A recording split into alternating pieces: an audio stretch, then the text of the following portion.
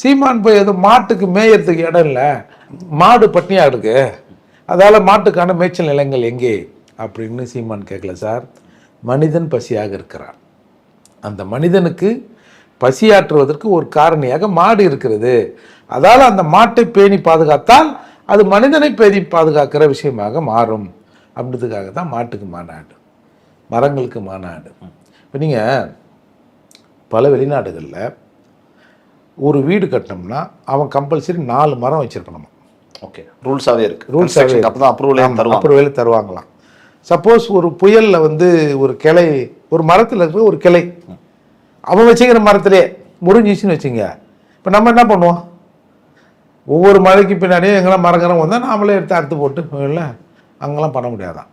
அந்த ஃபோட்டோ எடுத்து அந்த ஆப்பில் அதை போடணுமா, அதை அவன் பார்த்து அப்ரூவல் பண்ணுவானா. அப்படிலாம் யாராவது ஒரு ஆஃபீஸர் நேரடியாக அதை வந்து பார்ப்பாங்களாம்.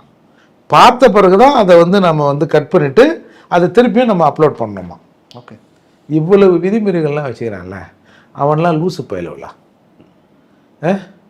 அப்போது மரங்களை வளர்க்கணும் அப்படின்னு ஒரு மாநாட்டை போடுறாரு சார். இது எல்லாமே இதில் வந்துங்க மனிதனை சுற்றி இருக்கிற பல விஷயங்களை பேணி பாதுகாப்பது மனித வாழ்க்கையை மேம்படுத்துவதுக்கு தான்.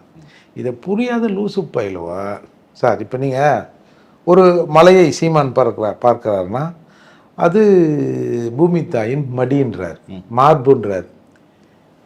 பல பேர் அதை எப்படி பார்க்குறான்?